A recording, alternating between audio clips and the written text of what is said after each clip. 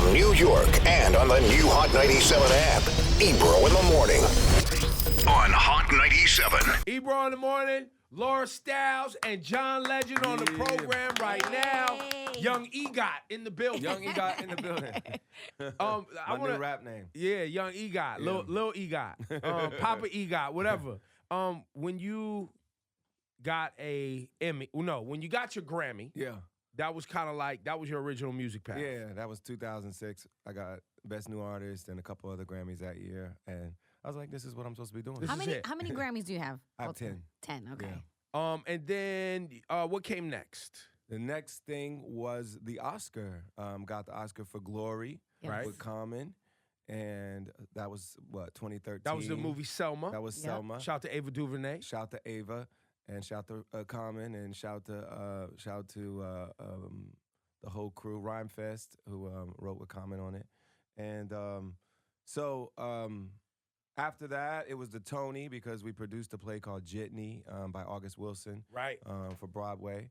And then the last thing was the Emmy, and we got the Emmy for doing Jesus Christ Superstar. And so the Tony and the Emmy came pretty close together. Yeah, they came close together. Those are the least expected in my career. Like, if I would have dreamt up what was going to happen in my career, I would have never even thought about getting a Tony or an Emmy, but it all came together. And you're in a class of what, 10 other people? 15 people who have won it competitively. So that means every award in each academy they've won against other people when they were, up for consideration. So other people have it with honorary awards as well, but there's only 15. And you're in that 15 competitively, yeah. And that was never in your mind? Never, no. I was just trying to make great music and probably win some Grammys, but other than that, I wasn't trying to win any other awards. What, with all of your fame and your beautiful wife and kids, what is the thing that keeps you the most balanced? Because you seem like, look, you came up with Kanye, right? He's, had his tumultuous moments and things like that, and he's somebody that we love, but we're watching him, sift through becoming this person we know today, right? And people change. Yeah. We look at what's going on with Jussie Smollett, right? Yeah. Who is a child superstar and who is also talented, and right, and now he's got something going on, and it feels like there's some imbalance that takes place when you get. Well, I think it's hard for a lot of people to deal with fame. It's like it's a challenging thing to deal with for some people. If you're like, you just have to. I don't know. I was grounded always, and I had gone to college. I had a real job, and I think it made me more fully formed as an adult. So by the time I got famous, I already knew who I was, and it didn't take me off of who I was. I've been the same person the whole time. So I became famous when I was 26, and like I said, already been to college, already worked a full-time day job as a management consultant. Right, so right. I'm like, I was just already an adult and ready to handle fame. And I think some people, especially when they get fame when they're young, it's hard for them to understand what reality is. Now, Laura, you said the same thing about Jussie Smollett. You went out and you were like, listen, I know these antics and this whole thing looks crazy, but these things happen in real life, what Jussie's talking about. Well, of course they happen. I reposted a thread just why people would believe a hate crime could happen like that, because way worse has happened. Just look at this year. We had a guy send 20 bombs out to people he didn't like that had been called out by the president. He sent them to Democrats. He sent them to journalists. The president calls these journalists the enemy of the people. This guy's sending bombs to them. Like, what happened to Jussie would be small potatoes compared to 20 bombs going off at President Obama's house. And we Hillary didn't even, Clinton's I did not see enough coverage on that. Yeah, and then this guy last week who has an arsenal, he's in the Coast Guard. Yeah. He's literally a military person paid by the U.S. government, our tax dollars. He was plotting to kill the same basic list of people that the bomber was trying to kill. So for anybody to think what Jussie said was outlandish, you have to not be paying attention to the news. And it But that doesn't make it that doesn't make it good that Jussie did what he did. Well, he leveraged that passion that you have right there. Yeah.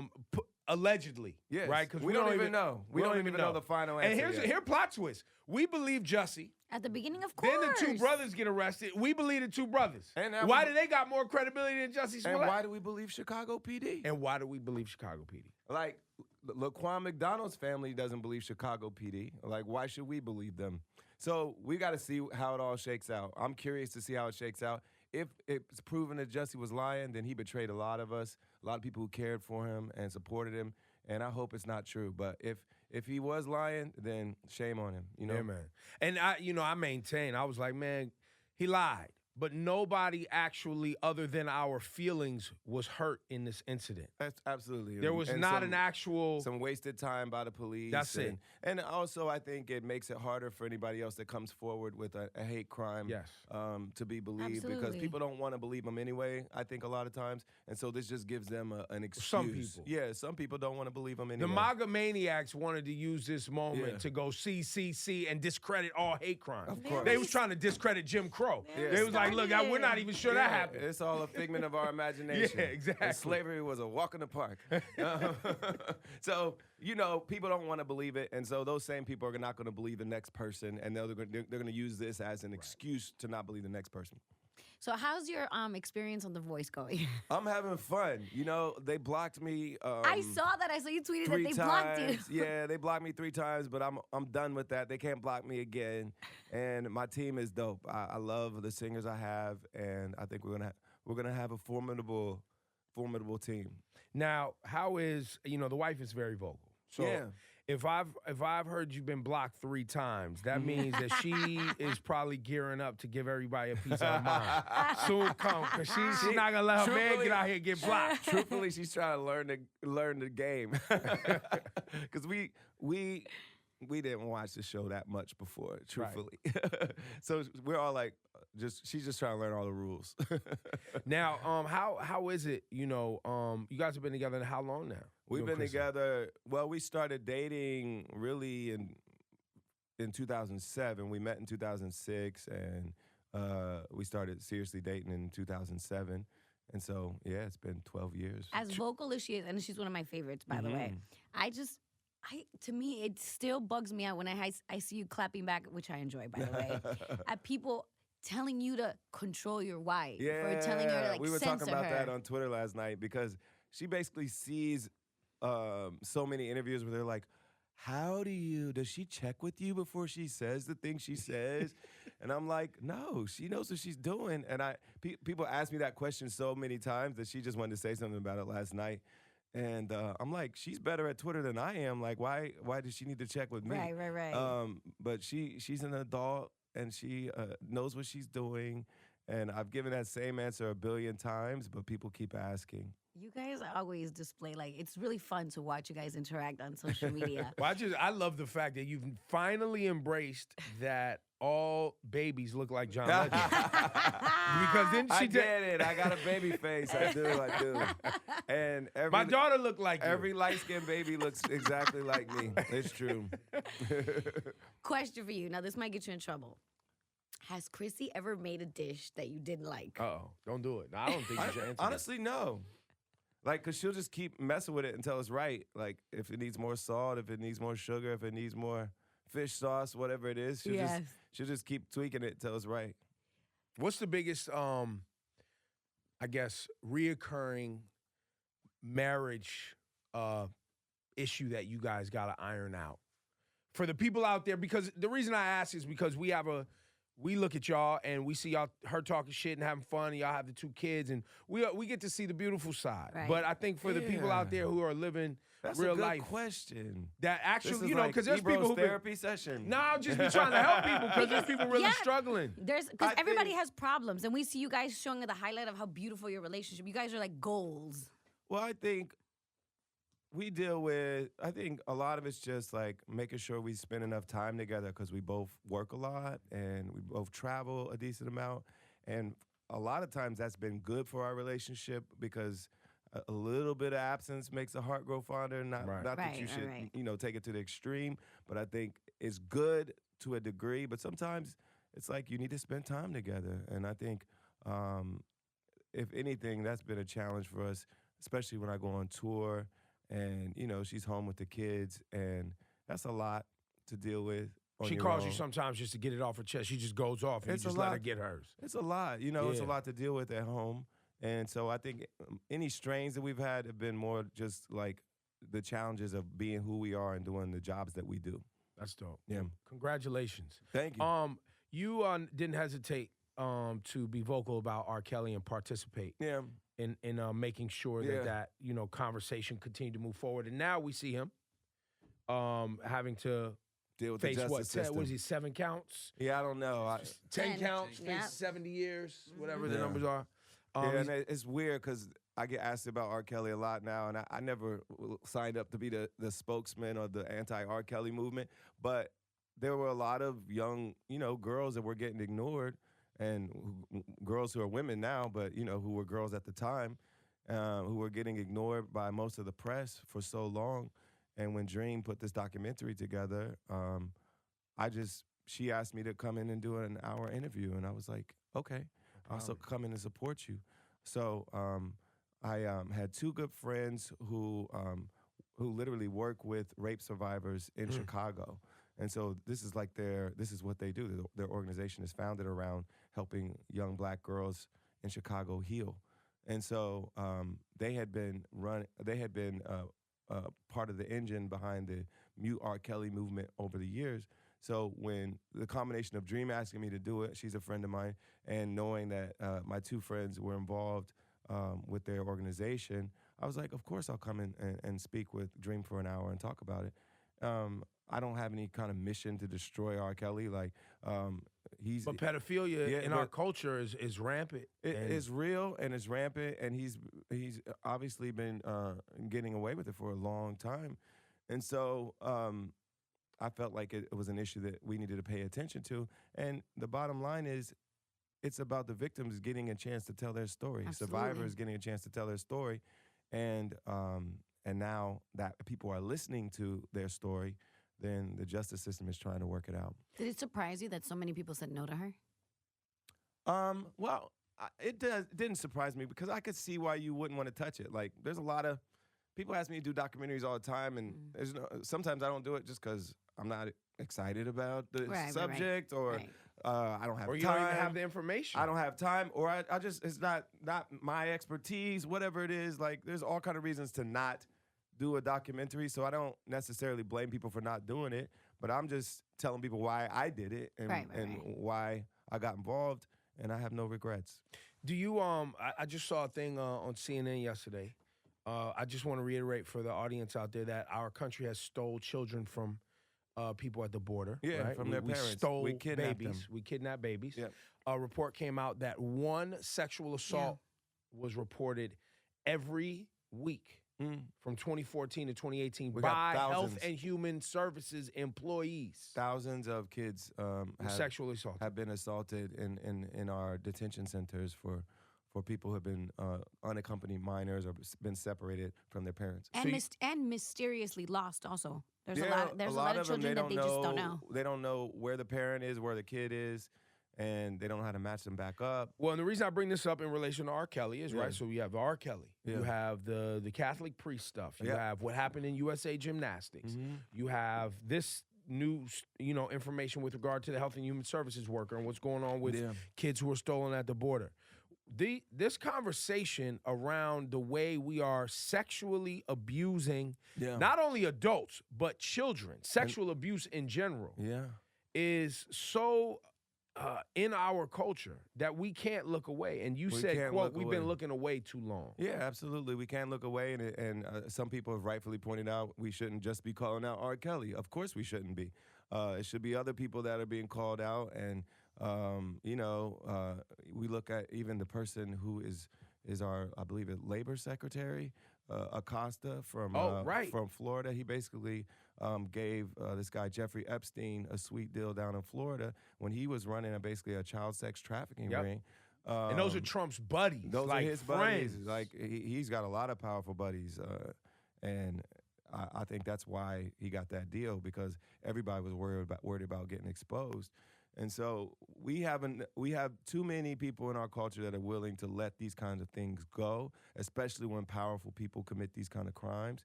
And we got to look at this stuff and root it out and protect these young people. Especially if we want the cycle to stop. Yeah, absolutely. Right? Because R. Kelly was sexually abused. Yeah, absolutely. So he's part of a cycle too. It's part of a vicious cycle. Absolutely. Ladies and gentlemen, John Legend's got some new music. Yeah. His video got over 10 million views. Yeah, it's doing all right. Days. People like me. It's doing good. No, What was the I don't idea take it behind- for granted, man. That's like, I'm grateful that people want to watch the video and support the music. What was the idea behind the video, the song? Well, the song is called Preach, and it's like, the lyrics are like, I can't just sit and hope and pray. I can't just talk about what I want to do. I just got to do it.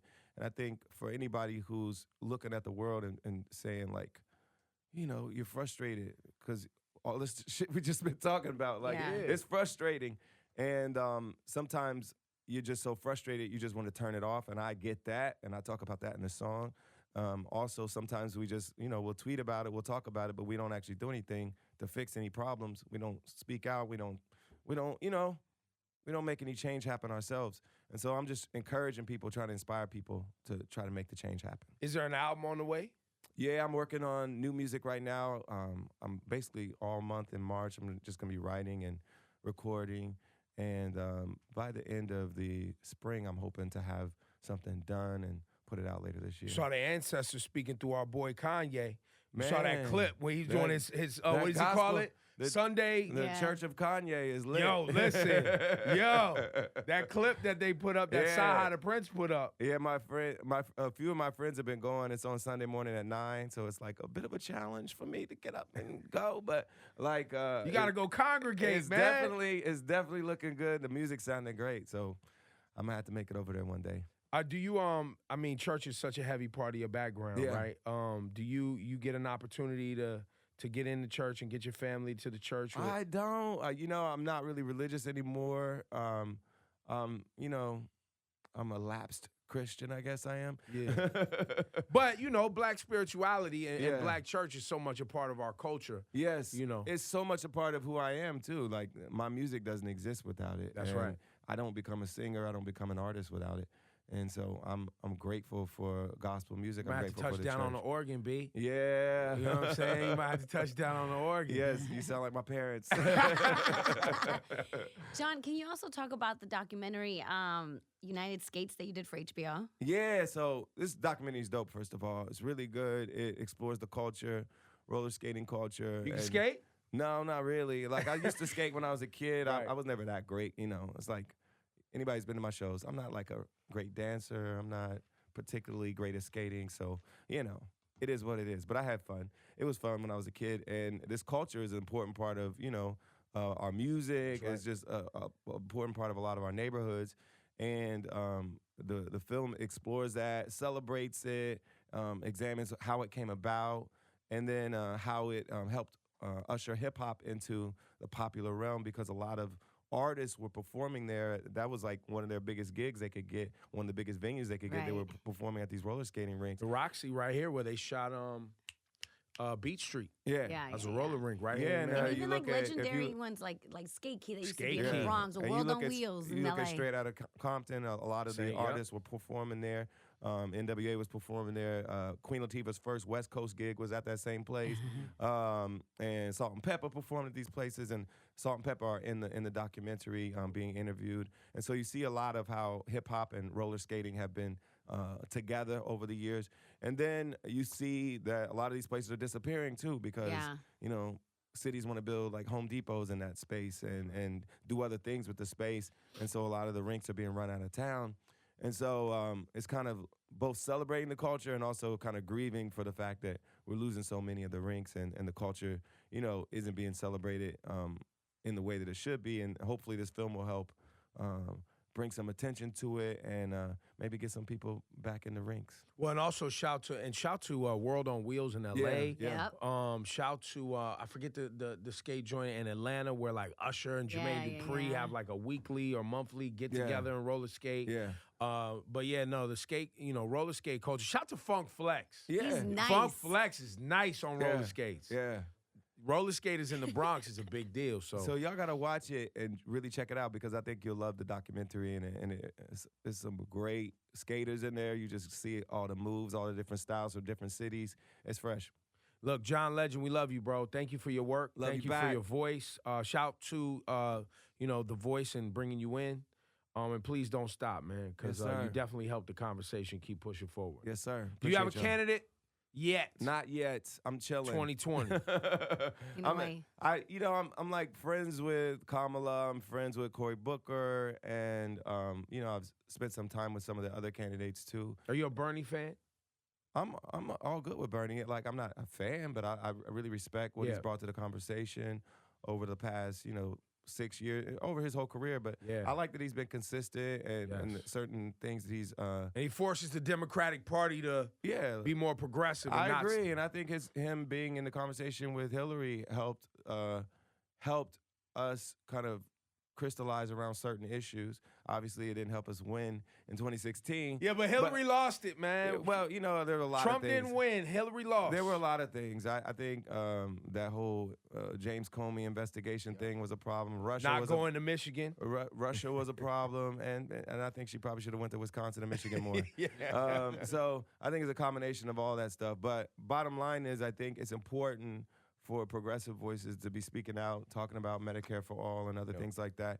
And I think it's a sign that he was effective, that everybody is basically signed on to a lot of the things he was advocating for that people said was too impractical. What is it, like 17 states now, free college? Yeah.